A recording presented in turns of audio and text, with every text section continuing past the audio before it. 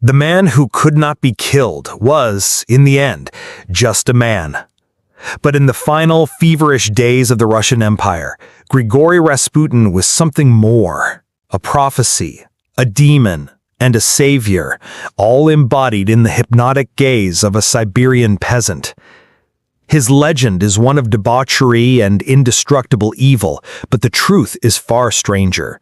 A story of a desperate mother, a dying child, and a holy man who held the fate of an empire in his rough peasant hands.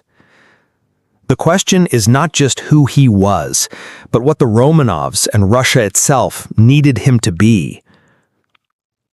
He appeared in St. Petersburg in 1905, a mystic from the vast, unforgiving wilderness of Siberia. He was a starets, a wandering holy man, a figure both revered and feared in Russian culture. He was unkempt, his beard long and matted, his clothes coarse, and his manners crude. But it was his eyes that everyone remembered. Deep-set, blazing, and unnervingly intense, they seemed to pierce through the gilded veneer of the capital's high society. He spoke in rustic parables, preached a strange doctrine of finding grace through sin, and developed a reputation for both prophetic insight and scandalous behavior. He was a magnet for the city's bored, spiritually hungry aristocrats who saw in his raw, earthy charisma an authentic connection to God that their own Orthodox Church seemed to have lost. But Rasputin was not seeking the souls of countesses. He was seeking the heart of the empire, the Empress Alexandra Fyodorovna. The Tsarina was a woman trapped in a cage of grief and terror. A German princess in a xenophobic court, she was seen as cold and aloof. Her public life was a performance of piety, but her private life was dominated by a single agonizing secret. Her son, the heir to the throne, Alexei, suffered from hemophilia. It was the royal disease, a genetic curse passed through the bloodlines of Queen Victoria, Alexandra's grandmother. Any bump or fall could trigger a life-threatening, unstoppable bleed. The finest doctors in Europe were helpless, their medicine useless. They could only watch as the small boy writhed in agony, his joints swelling, his life hanging by a thread. Alexandra, a woman of deep, desperate faith, turned from science to mysticism, praying for a miracle. In 1906, that miracle was given a name. During one of Alexei's worst bleeding episodes, when the doctors had given up all hope, Rasputin was summoned to the palace. What happened next is the bedrock of his legend and the source of his power. The historical accounts, even from those who despised him, are unnervingly consistent on this point. Rasputin entered the boy's room, approached the bed, and simply spoke to him. He prayed. He laid his hands on the child. He told Alexei to be calm, that he would not die. And then, inexplicably, the bleeding stopped. The swelling subsided. The pain eased. The boy, who had been on the verge of death, fell into a peaceful sleep. How did he do it? To the Tsarina, the answer was simple and absolute. It was the power of God, flowing through his chosen servant. To a modern observer, the answer is more complex. Medical historians suggest Rasputin's calming presence, perhaps a form of hypnotism, could have lowered the boy's blood pressure, slowing the bleed. He also insisted the doctors and their useless medicines, particularly aspirin, which was a common painkiller then, and a blood thinner we now know is deadly for hemophiliacs, be kept away. Was it a miracle? A psychological trick, or simply a case of shrewd folk medicine? The mechanism did not matter. The result did. From that day forward, Grigori Rasputin was not just a guest at the palace, he was indispensable. He was our friend, the only person on earth who could save the life of the heir. Alexandra's devotion to him became absolute, a bond forged in the crucible of a mother's terror.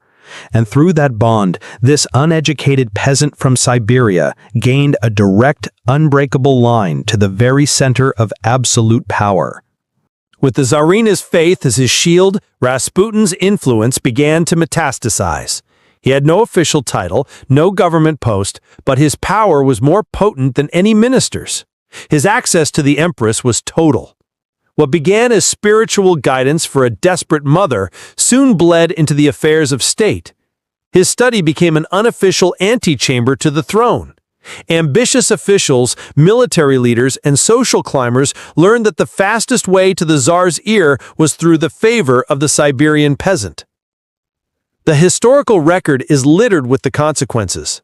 Letters from Alexandra to her husband, Tsar Nicholas II, who was often away at the front during World War I, are filled with phrases like, "Our friend says we should appoint this man," or "Listen to Rasputin's advice." Ministers were appointed and dismissed based on his whims, often communicated through Alexandra. He recommended men who were incompetent, corrupt, or simply flattering to him. The government descended into a chaotic game of musical chairs, a phenomenon the Russian public called ministerial leapfrog. This was not the work of a master political strategist. The records suggest Rasputin had little interest in complex policy. Rather, he seemed to be a man intoxicated by his own influence, rewarding his friends and punishing his enemies, all while the Russian war effort crumbled and the nation starved. While this chaos unfolded at the top, a storm of propaganda and rumor was unleashed from below. Rasputin became the perfect scapegoat for a nation in crisis. He was the dark force behind the throne, the mad monk whose debauchery and treason were destroying Holy Russia. The stories were legendary, printed in illicit newspapers and whispered in every corner of the empire. They told of wild orgies, of him bathing with legions of female followers, of him hypnotizing the Tsarina into a sexual stupor. Political cartoons depicted him as a giant sinister puppet master, with the Tsar and Tsarina as his tiny helpless marionettes. The fact that the Tsarina was German only fueled the fire. The most poisonous rumor of all was that she and Rasputin were German agents, deliberately sabotaging the Russian war effort from within. But here, the historical record becomes a murky swamp of propaganda. How much of it was true? There was no credible evidence that Rasputin ever had a sexual relationship with the empress. Her letters to him read with the fervent, almost hysterical piety of a true believer addressing a man of God. While he certainly engaged in promiscuous behavior and heavy drinking with his followers, the tales of his near-supernatural sexual prowess were likely a product of a public imagination desperate to understand his power. It was easier to believe he was a sexual demon than to confront the more terrifying truth, that the autocracy was so weak, so isolated, and so incompetent that it had become dependent on a single erratic peasant. Rasputin was not the disease ravaging Russia, he was a grotesque symptom of it. He was also perhaps a pawn himself, used by various political factions to further their own ends. The men he recommended for office were not just his friends, they were often the clients of powerful aristocrats and financiers who used Rasputin as their conduit to the throne. Was he a puppet master, or was he a puppet whose strings were being pulled by men far more sophisticated in the game of power than he could ever be? The records show a man who was often confused by the complex political maneuvers happening around him, a man who seemed to believe his own myth. He once famously told a minister, "I can't understand it. I just say a few words and they do whatever I want." It's the statement not of a cunning mastermind, but of a man bewildered by a power he never truly sought and could not possibly comprehend. By the winter of 1916, Russia was on the verge of total collapse. The war was a catastrophic failure, the economy was in ruins, and the people were starving. The hatred for Rasputin had reached a fever pitch. He was no longer just a symptom of the regime's sickness. In the eyes of the aristocracy, he was the disease itself. A group of powerful men, including Prince Felix Yusupov, one of the wealthiest men in Russia, the Grand Duke Dmitry Pavlovich, the Tsar's own cousin, and the right-wing politician Vladimir Purishkevich, decided that the only way to save the monarchy was to cut out its cancerous tumor. They planned an assassination. The story of Rasputin's death, as told by his murderers, is the most enduring part of his legend. It is a tale of Gothic horror that has cemented his image as an indestructible demon. Yusupov claimed they lured Rasputin to his palace, fed him cakes and wine laced with enough cyanide to kill a dozen men, and watched in horror as he seemed completely unaffected. In a panic, Yusupov shot him in the chest. Rasputin collapsed, apparently dead, but as they prepared to dispose of the body, he allegedly leaped to his feet, foaming at the mouth, and attacked Yusupov, roaring like a beast before staggering out into the frozen courtyard. Purishkevich then fired 4 more shots, the final one striking him in the head. They then bound his body and threw it into the icy Neva River. When his body was recovered days later, the story goes, his lungs were filled with water, suggesting he was still alive when he was thrown in, and his arms were frozen in a position that suggested he had been trying to untie his bonds underwater. It is a spectacular story, and it is almost certainly a lie. The official autopsy report, which the conspirators tried to suppress, tells a different story. It makes no mention of poison. It records only 3 gunshot wounds, the fatal one being a shot to the forehead, likely delivered at close range while he was already down. The story of the poison, the demonic resurrection, the underwater struggle, it was almost certainly a fabrication, a piece of self-aggrandizing propaganda created by his murderers. Why? Because it was not enough to simply kill a man. They had to kill a myth. They had to prove that they had not murdered a simple peasant, but had vanquished a supernatural evil, a force of nature that could not be killed by normal means. In death, as in life, Rasputin was a symbol, his body a canvas onto which others painted their own fears and justifications.